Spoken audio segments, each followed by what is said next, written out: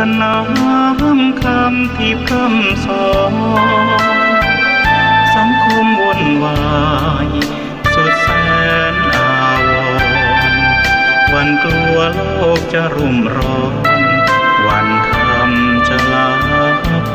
ลอย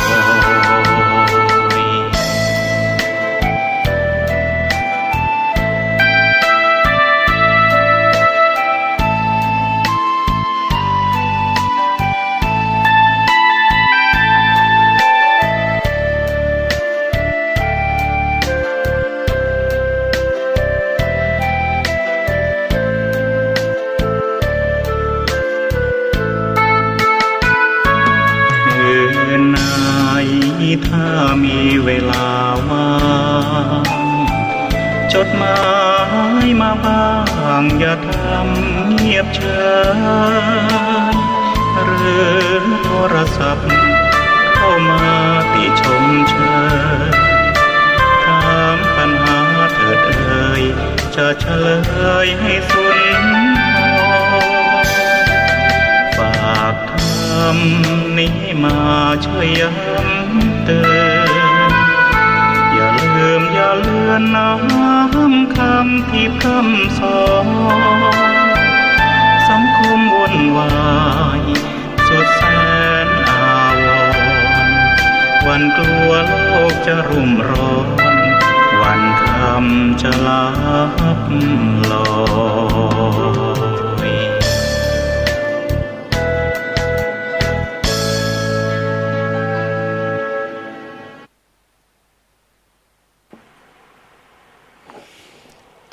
ขอเจริญสุข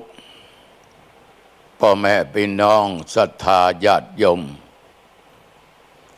ท่านผู้ฟังทั้งหลายทุกท่านทุกคนอันเป็นมิตรในทางธรรมเป็นที่ฮักที่นับถือของตุเจ้าทุกท่านทุกคนบ่ว่าโยมไม่ยิงบ่ว่าโยมประจายบ่ว่าเท่าแก่หนุ่มคำเล็กขาที่ฟังรายการธรรมะก่อนนอนวันนี้ธรรมะก่อนนอนมาพบปะกับญาติกับโยมอีกเช่นเคยเอามาปะกันเป็นประจำทุกวันอังคาร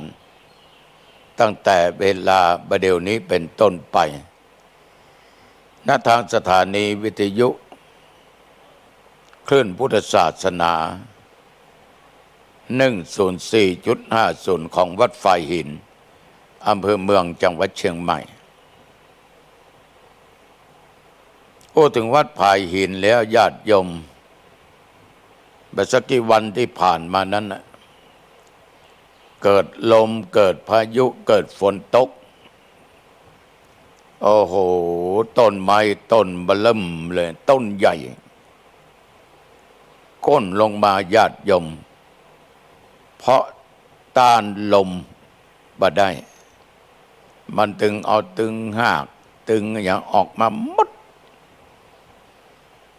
อาตมาดูแล้วก็ดีนะเกือบมาถูกใส่กุฏิพระกุฏิปลอดภัยแล้วสถานที่ญาติโยมได้บรรจุศพฝังศพอยู่ที่หั่นก็ยังปลอดภัยเป็นส่วนมากต้นไม้ต้นนั้นพาดขวางถนนที่จะเข้าไปสู่ในบริเวณวัดทางตุเจ้าพระเนนตลอดเจ้าหน้าที่ก็ตัดเปิดทางให้รถเข้าออกได้สะดวกสบายพี่น้องญาติโยมลมแรงมากลมภายนอกจะรุนแรงขนาดไหนก็ยังสู้ลมภายในบ่ได้ลมภายในคืออารมณ์ของคนที่เกิดความบ่พึงพอใจอันไหนอันใดนั้นรุนแรงมากญาติโยมสามารถจะทำอย่างใดทั้งนั้นจะทำสิ่งของวัตถุต้นไม้ บ้านจองออกเงินทรัพย์สินอย่างเสียหายได้หมดแม้แต่ชีวิตสัตว์ชีวิตคนแม้แต่ชีวิตของตัวเองก็สามารถทำลายได้หมดลมภายในนั้นคือลมที่เกิดจากอารมณ์แห่งความโกรธโทสะความโกรธร้ายกาจอาฆาตพยาบาทมาตร้ายจองเวรจองกรรมลมเหล่านี้จะบ่หูสึกว่าจะอันตรธานไปเมื่อใดถ้ามันเกิดกับคนใดคนใดคนนั้นบะหันมาในเรื่องของศีลธรรมลมนั้นยิ่งทวีคุณแรงขึ้นแรงขึ้นเมื่อแรงขาดสติขาดปัญญาสามารถทำได้ทุกสิ่งทุกอย่างแต่ลมที่ปัดเอาต้นไม้ที่ในวัดฝ่ายหินนั่นโยมทั้งหลายมันมาขึ้นต้นไม้ก้นลงมาเดี๋ยวมันก็หายแซบหายสอยเหมือนฝนตกมันก็ต้องหยุดแล้วมนุษย์ก็จัดการเบิกทางตัดกิ่งไม้ต้นกิ่งไม้สาธุชนญาติโยมอาตมาต้องขออนุโมทนาขอบใจนะต่อญาติโยมทุกคนที่ได้ติดตามฟังรายการธรรมะก่อนนอนขอบใจนักขอบใจละลายพี่น้องญาติโยมต้องขอบใจอีกอย่างหนึ่งที่ญาติโยมแฟนรายการธรรมะได้ช่วยอาตมาภาพสร้างบุญสร้างบารมีในการจัดสร้างน้ำดื่มน้ำกินน้ำใจแก่โรงเรียนแก่นักเรียนเทศบาลหนองตองวิทยาซึ่งโอนมาจากโรงเรียนหนองตองญาติโยมบางท่านอาจจะว่าโอ้ตุลุงยังเอางบประมาณของเทศบาลนั้นมีกะมันมีแต่ออกมาได้ถ้าออกมาผิดศีลผิดธรรมผิดกฎหมายเพราะมันไม่ได้จัดสรรไว้ไม่ได้ผ่านวาระไว้มันเลยเอามาออกมาได้ฉะนั้นศรัทธาสาธุชนญาติโยมท่านผู้ฟังตุลุงเองก็จำเป็นต้องรับภาระร่วมกับญาติโยม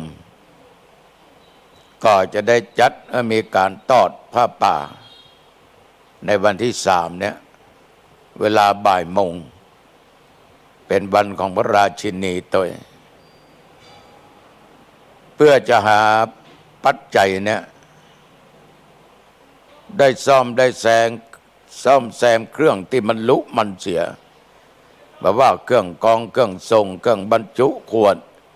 ทุกสิ่งทุกอย่างแม้แต่ต่อเดินน้ำไปสถานที่ต่างๆ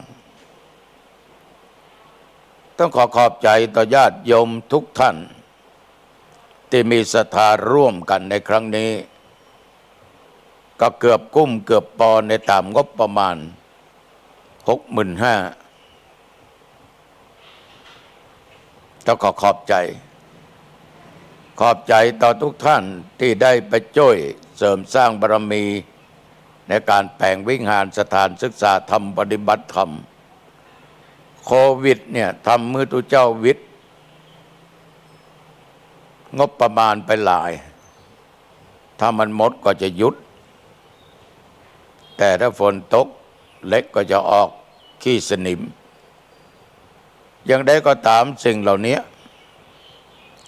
อาตมาภาพเองก็จะต้องทำมือสำเร็จและมีความเชื่อมั่นในบุญศีลบุญธรรมบุญอันเกิดจากการเผยแพร่ธรรมที่จะช่วยนำสิ่งเหล่านี้สำเร็จสมปรารถนาขอบใจที่ติดตามฟังรายการซึ่งเวลานี้ดึกพอสมควร4 ทุ่มทุกวันอังคารเนี่ยคนที่ชอบฟังก็จะต้องตั้งใจรอฟังคนที่เปิ้นบ่หุมออกก็ประจังว่า บางคนก็อาจจะบ่นว่าโอ้ท่านพระครูพอดึกพอดื่นอย่างนี้เปิ้นฟังธรรมอยู่อีเปิ้นบรรยากาศเมื่อวันก็อิดก็อ่อนก็หิวลูกเปิ้นก็ค่อยพักผ่อนนอนหลับกะอันนี้ถูกต้องมันน่าเลยอะที่ตุเจ้าเอารายการนี้มาออก4 ทุ่มเนี่ยแต่มันก็น่าออกนะเพราะมันยิ่งดึกมันยิ่งสงบเงียบมันมีเสียงอย่างมารบกวนก็ต้องกึดนักนิยมเนอะเอาเป็นเปื้อนนี่ก็แล้วกันเนาะเอาเป็นเปื้อนยามดึก แล้วโยมอาจจะย้อนถามแล้วท่านพระครูมีไหนเดี๋ยวนี้ก็มีวัดพวกเอาไว้เป็นประมาณนั่งอย่างนี้อันนี้รายการแห้งลมจะรายการสดหรือมันก็ประเทศที่อื่นกำลังเดินทางกลับอยู่กับหัวขอบใจที่นิมนต์ไปในงานต่างๆประเทศบอกว่างานข่าวดำงานวัดงานบ้านงานบุญต่างๆพี่น้องศรัทธาญาติโยมบางคนนี่ก็อาจจะบ่นดังที่กล่าวแต่ที่นั่งนี่บ่นถ้าบ่นมันดึมฝังอาบน้ำอาบท่าเนี่ยอย่างเรียบร้อยมันก็นอนหลับกันเนาะอันนี้เปิ้นมีจิตศรัทธาตั้งมั่นในการที่จะฟังฟังนักในอำเภอเมืองเชียงใหม่นี่หลายจริงๆอำเภอแม่ออนสันกำแพงดอยสะเก็ดสันทรายแม่ริมนี่สระปีห่างดงบางส่วนเพราะขึ้น1/4.50เนี่ยมันไปขี่กันทั้งใต้บ่ได้ยินมาทั้งสายกลางได้สายเหนือพอยังดีธรรมะเป็นเปื้อนยามดึกก็แล้วกันคำว่าอย่างนี้กันนะโยมบางคนฟังแล้ว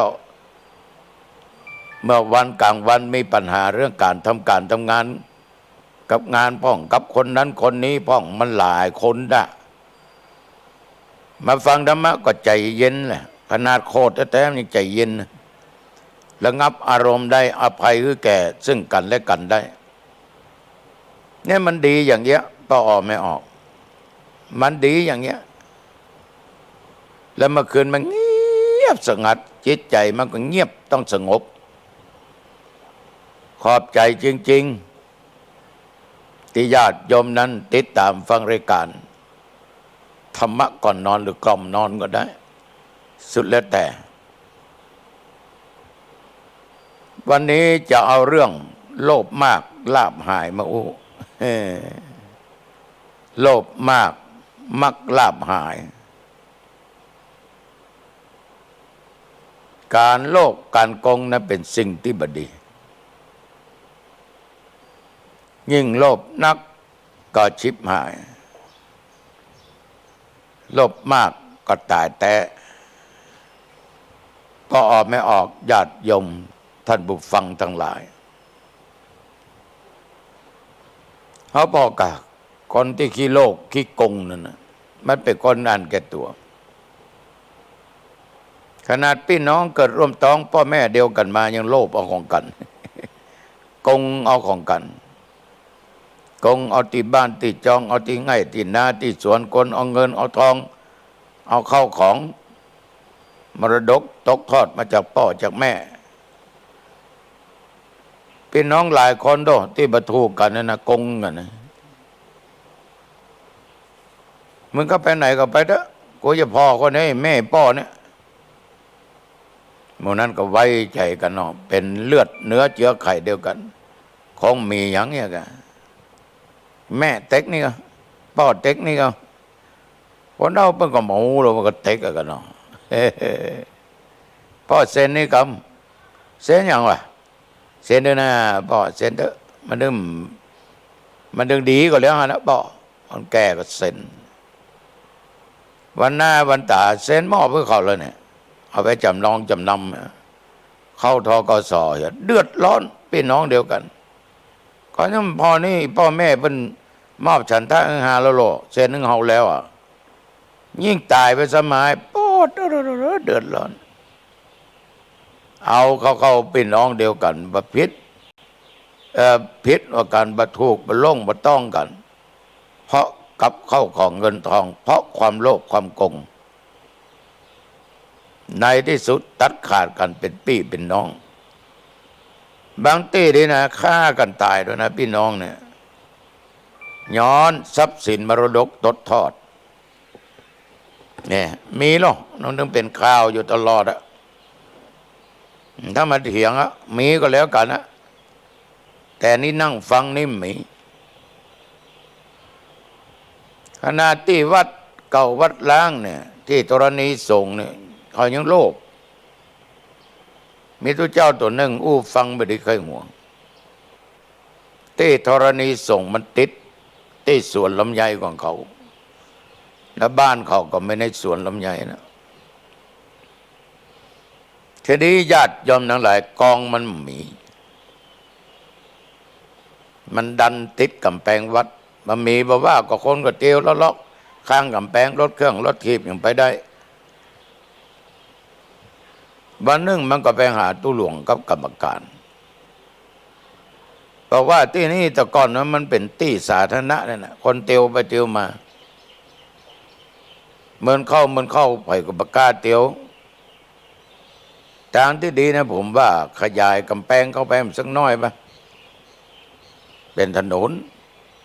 ส่วนมันติดนั่นแหละเนาะกรรมการกับทุกเจ้าก็บอกว่าอันก็แบ่งที่ของส่วนสัก2 เมตรอ๋อวัดอย่างนี้2 เมตรอ๋อโอ้มาได้ใหญ่มาได้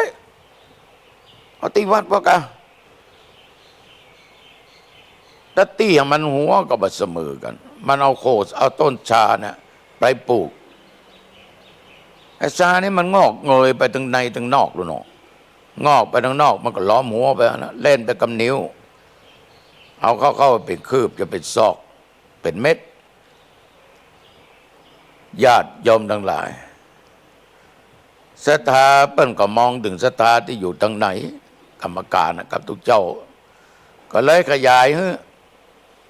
ตกลงวัดอย่างนี้3 เมตรขอส่วนลำไยเม็ดมันก็ตึมยอมต่อออกไม่ออกมันบ่ยอมทางวัดก็ยอมคือ4 เมตรเพื่อศรัทธาญาติโยมจะได้เข้าออกสบายผ่านมาบ่ถึง10 ปีหัวมันมีเล่นเวลาที่4 เมตรมันไปเป็นกึ่งเมตรเพราะโคช้าของมันนั่นนะโลภเอากงเอาอย่างอี้ก็มีนะแต่ไม่ใช่ต้านผู้ฟังนี่นะและไม่ใช่ตัวเจ้าวัดหนองตองเดี๋ยวก็ตัวเจ้าตนใหม่มาอยู่ตัวเจ้าตัวนี้ก็เอาใบโฉนดของตีวัดนั่นนะบังเอิญรุ่นเก่าเขาบ่ได้แต่งออกตัวเจ้าโฉนดว่าเพราะสำนักพุทธเป็นสั่งสำรวจเอาแหละตามเส้นโฉนดที่เตียวไปเตียวมาเนี่ยเป็นที่ของวัดเอาตัวบทกฎหมายเขาว่าแล้วมันเดือดร้อนแจ้งเงินตัวเจ้าด่าตัวเจ้าตนอื่นไปย่ำว่าย้ายตนเก่าเปิ้นคำว่าย้ายคนเท่าแก่เป็นว่าอย่างตุ5นี่ถ้าขาหาบักกุดบัดวนเอาตึมเข้าวัดวะอยู่ต่อมาบ่ถึงปีเป็นอย่างมหูถูกกกขาได้นั่งรถเข็นล่ะแต่มันก็ยังดีมีจิตใต้สำนึกว่าตัวมันทำผิดจำลูกจำเต้าในญาติโยมไปหาตุเจ้าไปรับสารภาพเลยแบ่งตี้เนี่ยส่วนลำไยเนี่ยคือเป็นถนนหนทางเนี่ยชาวบ้านก็ดีใจต่างคนก็แซ่ซ้องว่าเปิ้นก็เป็นคนใจบุญแกก็มีความสุขถ้าแกบังฮื้อแกจะทุกข์ตลอดเพราะโลภกงอติวัตติว่าอย่างอี้ก็มีนะกงเอาซึ่งหน้าก็มีลักก็มีล่อก็มีลวงก็มีครูบาตนหนึ่งอยู่วัดเป็นแกแล้วเนาะ ไอ้หมูปกาเนี่ยกะที่เสาะปูจาผ้าไตเนี่ยนี่มันได้ว่าเงือไปนะโยมมันดีนะวัดหนองตองในล่อหลายเตื้อหลวงพ่อมีพระไตรก็ครับขอปูจาสักไตรครับโอ้ไปอย่างโยมญาติผมตายครับเมืองฝางบนพระธรรมสังโฆโยมอยู่ไหนอำเภอนั้นอำเภอนี้ก็มันยังบอกไปอย่างมันมาอย่างเพเอาขอหอมใบไตเนอะเน้นนะพระไตมาเน้นนั้นหอบมา2-3 ไตโอ้หลวงพ่อขอถึง3นี่มันได้ว่าไม่ได้ให้1 ไตโยมทั้งหลายมันล่อมันลวงมันกุ่งลองให้เน้นเนี่ยไปสอดแนมดูแต่มาก็ใจสายตาไปหาเน้นรถโยมมีไหนที่สนามโรงเรียนแต่ก่อนเป็นโรงเรียนหรอกประถมเน้นก็ล่นออกไปปัดเต่าในรถปิกอัพอ่ะท้ายรถมีกระสังฆทานมีกระผ้าไตนั่นมันมาโกหกมันหลอกลวงเอาเดือนแล้วเนี่ยก็ครูบา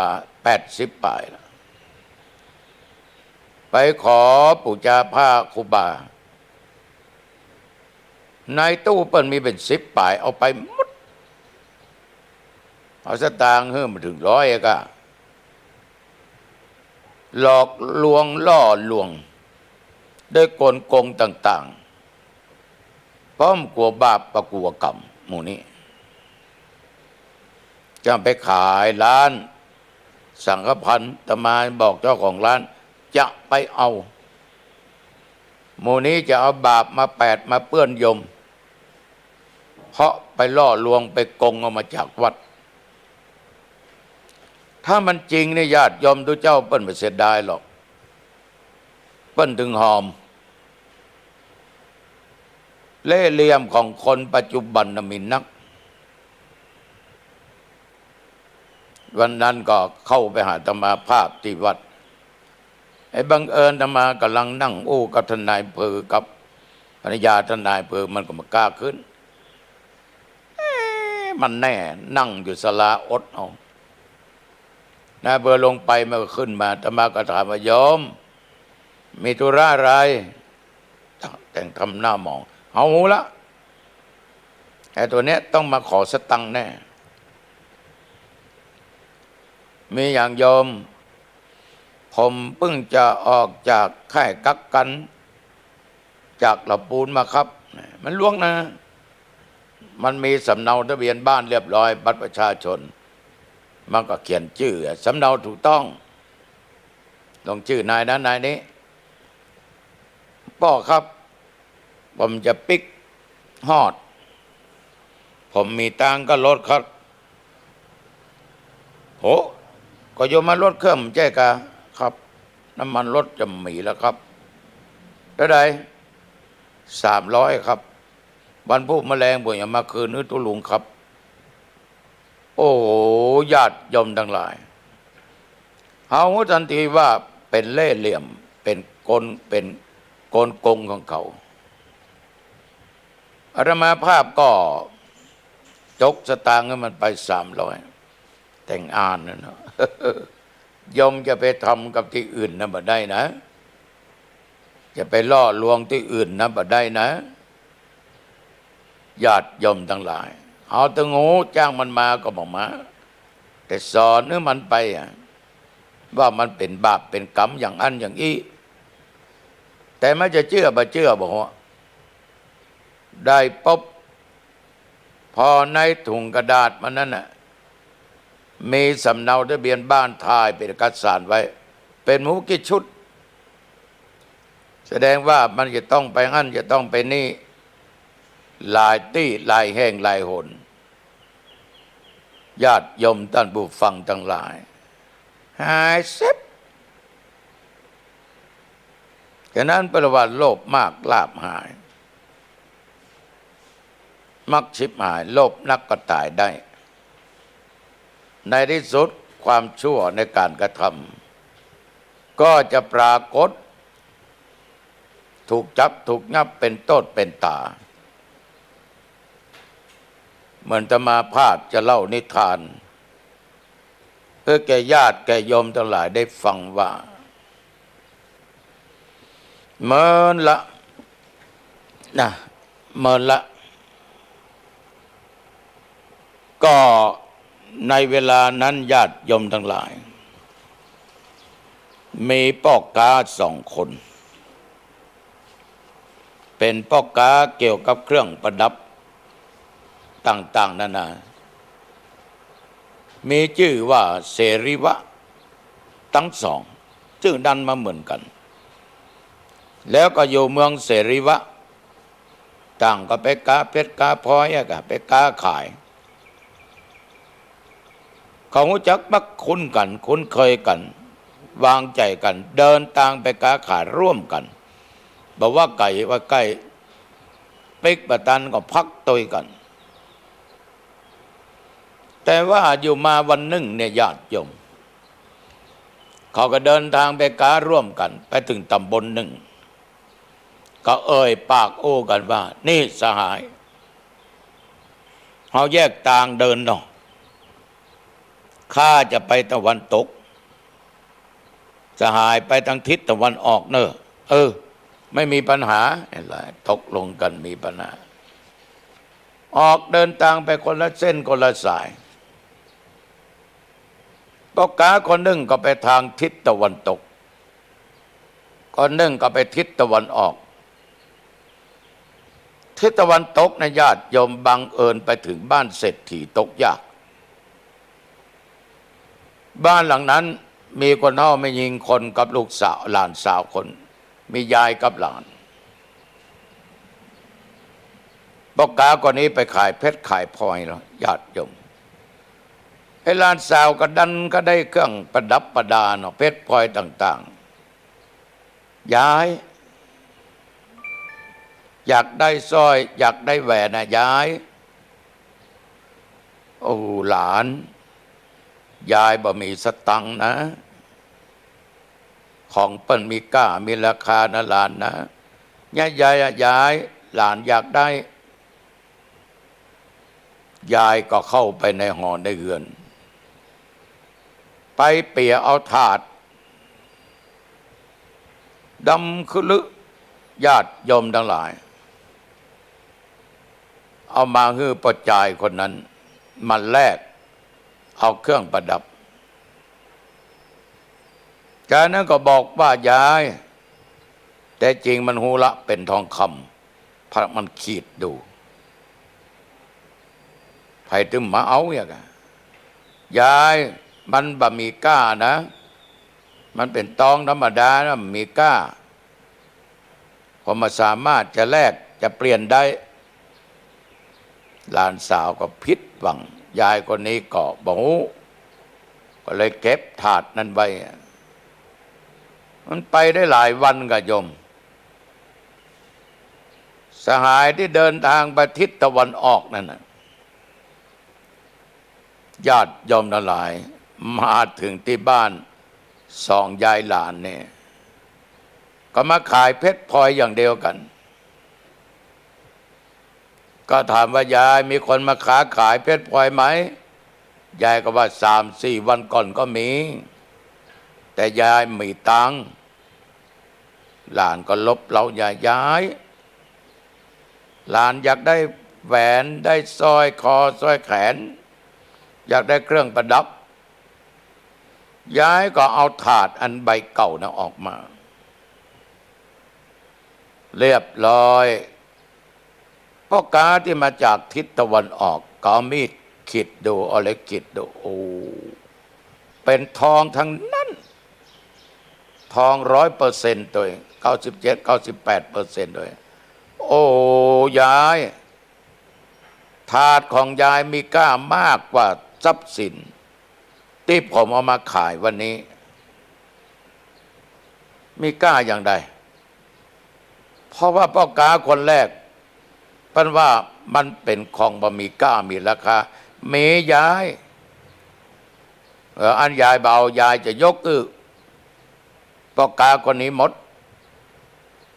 พ่อกาคนนี้ก็ไปจ้างปฏิเสธเลยเอาสร้อยเอาแหวนสร้อยคอสร้อยแขนแก่หลานของยายนี่ไปหมดก็ยังบะเต้าก้าของถาดทองใบนี้สาธุชนญาติโยมพระชายคนนี้ได้ถาดทองไปแล้วก็ดีอกดีใจ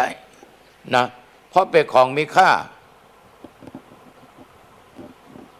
ขอกล่าวถึงพ่อจายพ่อกาตะวันตกก็ปิกมาที่เก่าหวานละกูจะเอาบดายละสาธุชนญาติโยมก็มาหายายก็ถามว่ายายถาดเก่าวันนั้นมีไหนอันนี้ผมยาวนี่มางื้อหลานยายนะโอ้ปอกกาเอ๋ยถาดวันนั้นน่ะยายกปอกกาให้คนที่มาจากทางทิศตะวันออกไปละพี่น้องศรัทธาสาธุชนก็ต้องธโมส่องโคบอกกรรมมันหูอย่างอันน่ะมันก็ล้มต้าวไปทางยืนแหละโคตรเปื่อนมันได้สติตื่นมาขวาไม้จังออกวิ่งหรือล่นตามหลังพ่อกาที่มาจากทิศตะวันออกอันเป็นสหายบังเอิญพ่อกาคนนั้นก็ลังนั่งเรือข้าม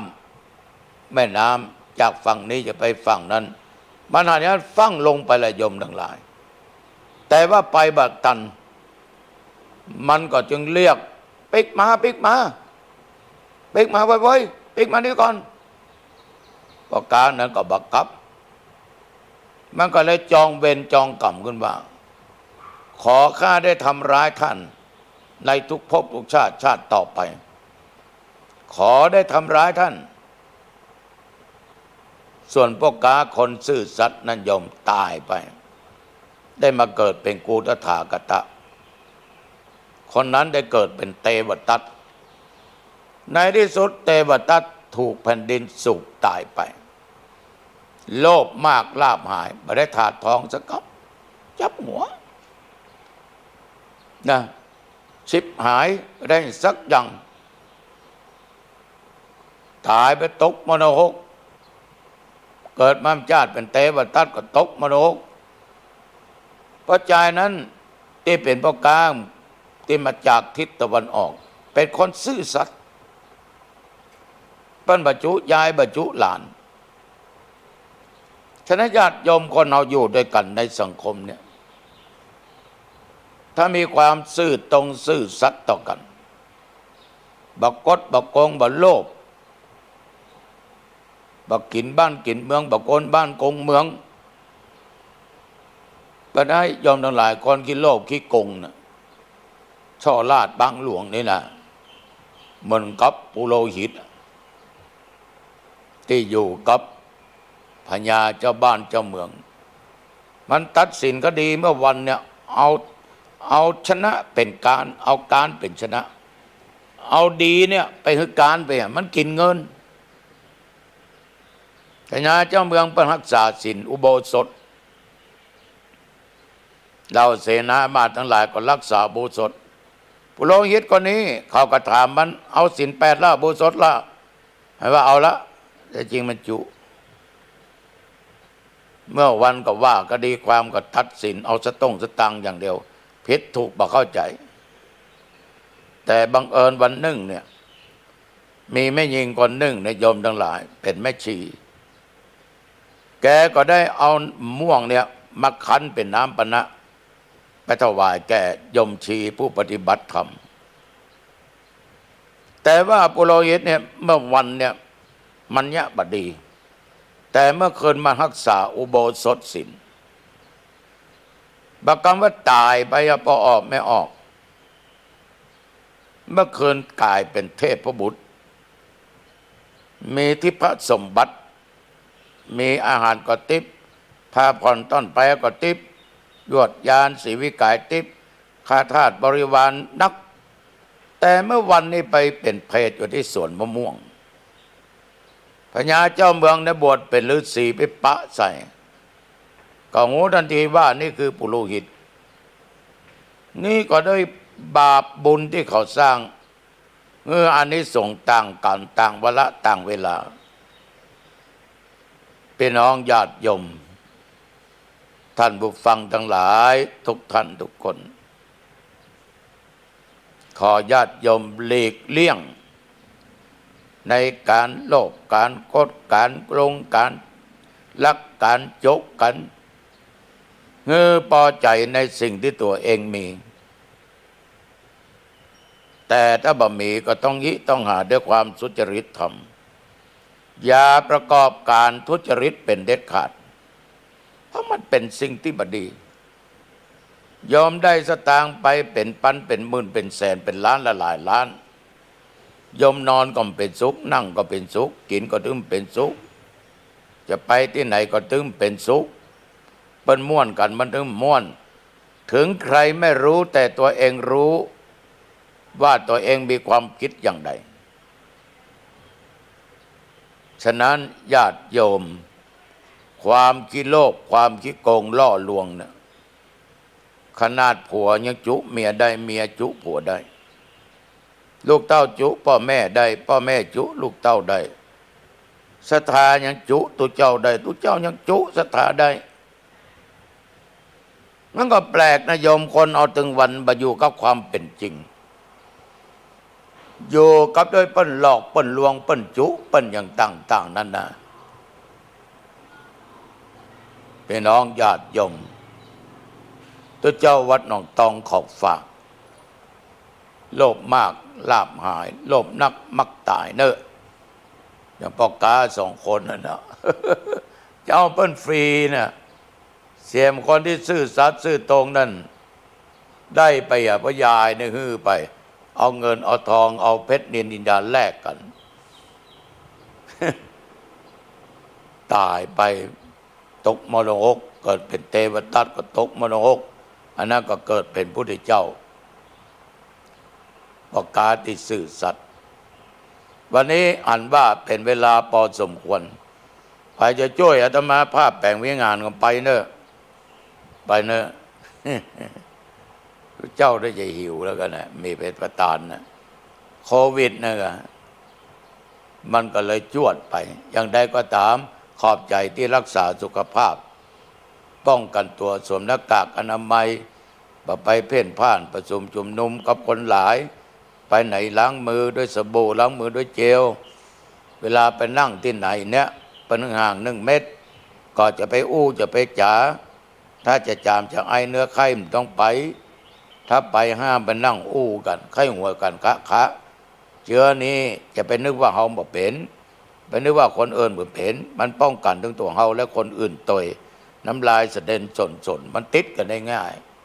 ขอฝากกับญาติโยมและขอบใจนักๆเรื่องน้ำดื่มของละอ่อนก็กำลังเริ่มทำกันไปละนะขอบใจนักๆเน้อยำพอเตื้อในที่สุดนี้ญาติโยมท่านผู้ฟังเข้าบ้านแล้วเนาะปิดตู้บ้านอย่างดีเนอะคือเฮือนปิดประตูห้องเฮือนปิดประตูหน้าต่างเรียบร้อยอาบน้ำอาบท่าเหี้ยกินข้าวกินปลาเหี้ยเปลี่ยนผ้าเปลี่ยนครัวปะแป้งเหี้ยเก็บของมีค่าไว้เป็นตี้เป็นตางอันที่จะใช้พวกนี้ก็ไว้ที่มันพอหันได้ง่ายๆก็นั้นก็เข้าห้องพระมีก็ห้องนอนไหว้พระเจ้า5 ครั้ง1ไหว้พระพุทธ2ไหว้พระธรรม3ไหว้พระสงฆ์4ไหว้ปิตาบรรดาพ่อแม่ผู้ให้กำเนิดผู้ให้ชีวิต5ไหว้ครูบาอาจารย์บรรพบุรุษผู้มีพระคุณทั้งหลาย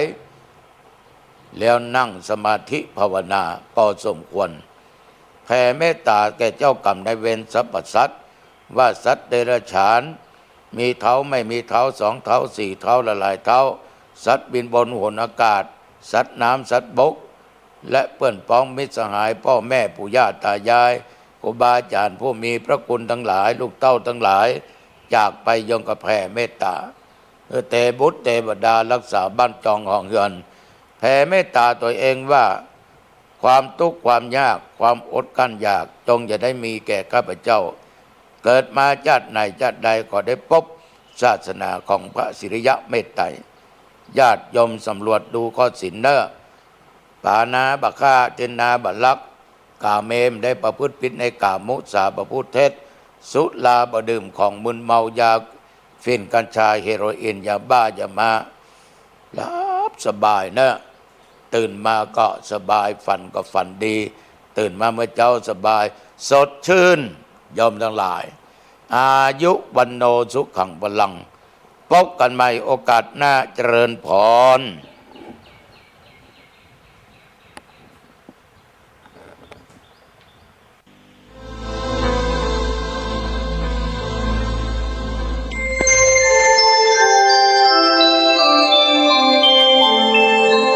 ขณะนี้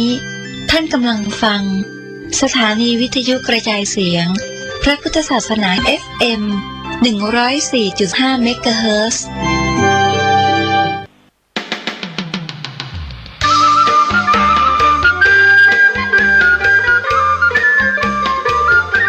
โควิด-19 ระบาดเข้าเมืองไทยด้วยความห่วงใยคนไทยข้ามเจ้า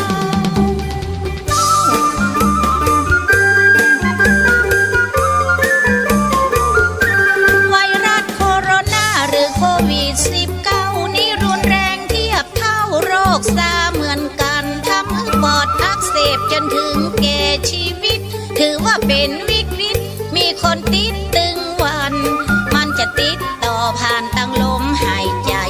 น้ำมูกน้ำลายหรือสารคัดหลั่ง